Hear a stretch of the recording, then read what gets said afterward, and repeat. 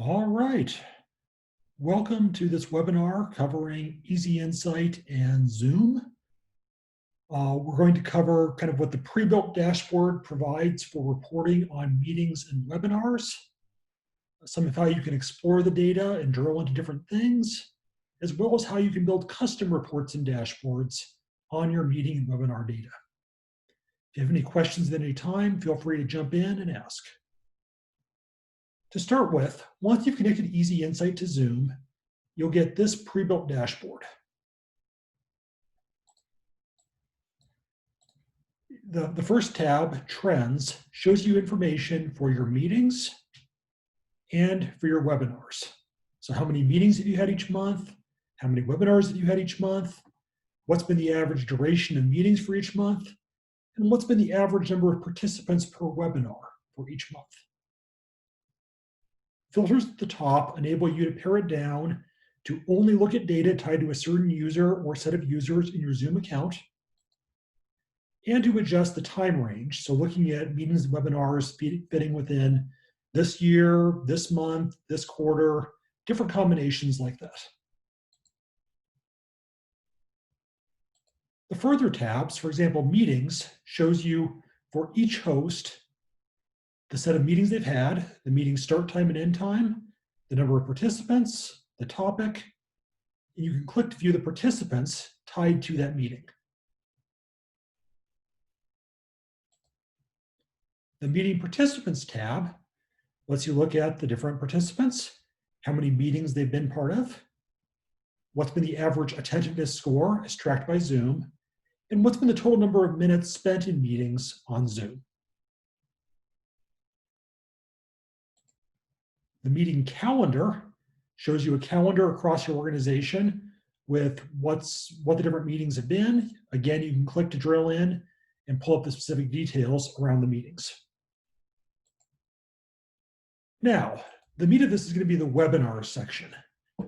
Here you're seeing some key performance indicators around the number of webinars for this year, the number of registrations, and the number of participants. You're able to see for registrations what the sources have been based on whatever you're using in terms of source tracking in your webinar registration setup. So in this case, we're seeing where our different, what percentage of our registrations are coming in from what channels based on those source tracking links. This next report, attendance by 15-minute intervals, takes a look to see for across your different webinars, what percentage of people are there for the first 0 to 15 minutes of the webinar, what percentage then drop off and are still there at 15 minutes in, what percentage are there 30 minutes in, and what percentage are there in the last 15 minutes of the webinar, assuming you're doing 60 minutes. This can help you to gauge, okay, are people all dropping off halfway through and we need to do a better job of being more interesting? Or maybe our webinars are just being too long and we need to take them from an hour down to 30 minutes. Attendance by registrants. What this shows you is 2 bars for each month. One is the number of registrations, one is the number of participants, helping you to understand what percentage of your registrations on a month-over-month basis are actually attending webinars. The next section, the table of webinars, shows you your list of webinars that have happened in the filtered time period. You see each user, the agenda of the webinar, the start time, the number of registrations, the number of people who actually joined the webinar, what the attendance percentage is from that, the duration of the webinar, and the average duration of average time duration percentage of the webinar. So in this case, the average, in total, people only attended for 44% of the webinar duration across the different participants. If we click on View Participants, it shows us the list of who actually participated in the webinar,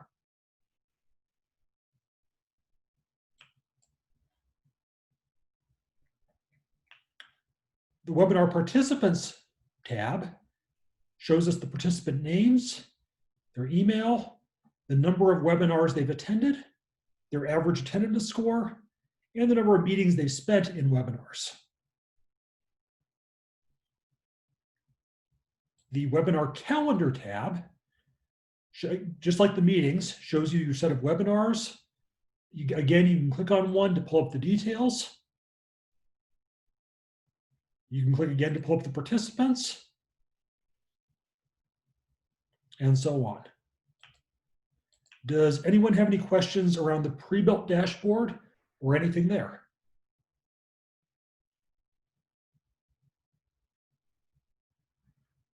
Okay.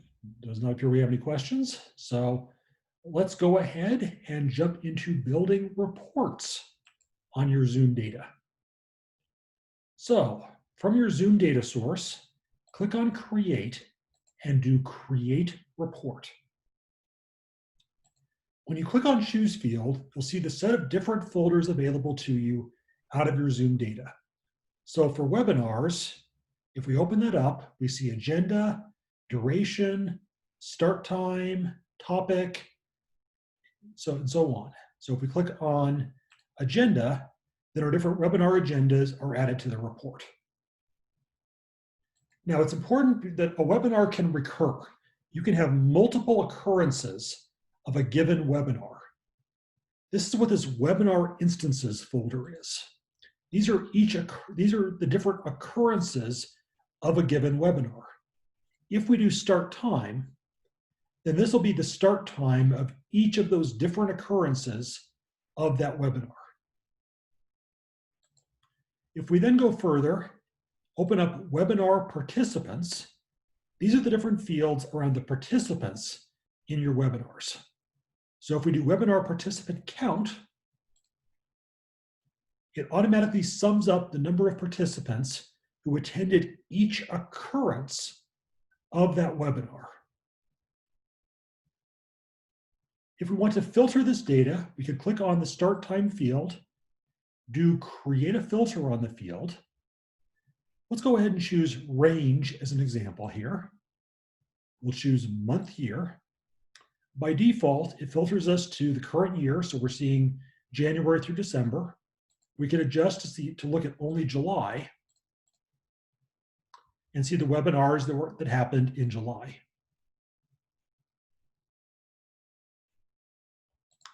If we do choose field again, you'll see that the other fields are available for participants. So we have the join time, the leave time, the number of minutes they spent, the email. One thing you'll notice is with join time, start time, any of these fields, by default, they're showing day, month, year. You may want to look at this by hour, minute. So you can change this date level from day, month, year to day, month, year, hour, minute. And it updates accordingly.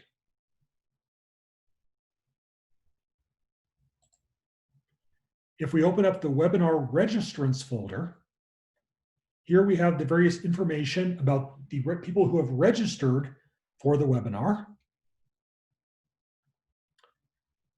If we want to look at the number of registrations, we can choose the ID field, then click on the newly added webinar registrants ID field and do convert to count distinct to get the number of distinct registrations that happened. We can reorder the columns by dragging them around, so we can look at registrations first, then participants. Next, if we go ahead and create a new report, we can do a column chart. We can do choose grouping. So this time we'll open up the webinar tracking sources folder. From here, we can do source name, and we can do visitor count. Now, we don't have any data our test data does not have visitor count, but we can do registration count to see the number of registrations that have happened out of each source in our Zoom data. Again, this is going to be based on however you configure your source tracking links in your webinars.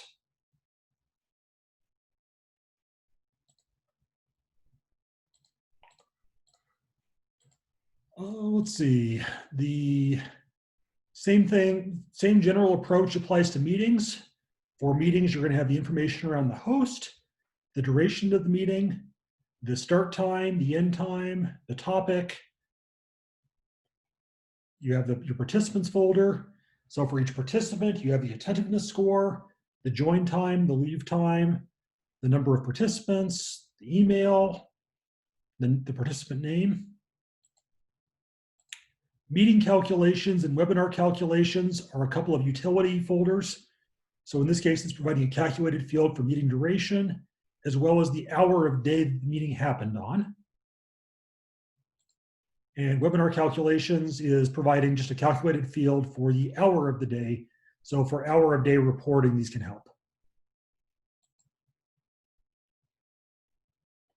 Are there any questions around anything we've covered here?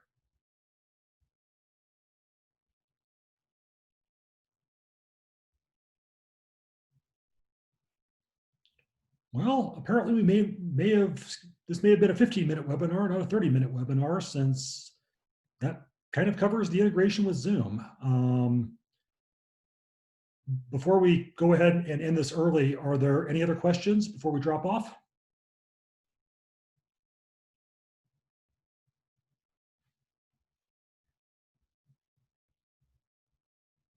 Go ahead and give a minute here for anybody to ask anything, if there is anything. And if not, everybody gets an extra 15 minutes to their day.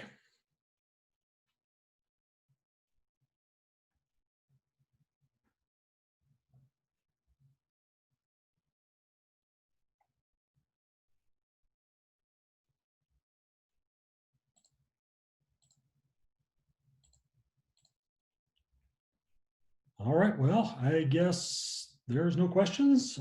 Easy enough. Have a good rest of your day, and we hope this helped you understand Easy Insight in Zoom.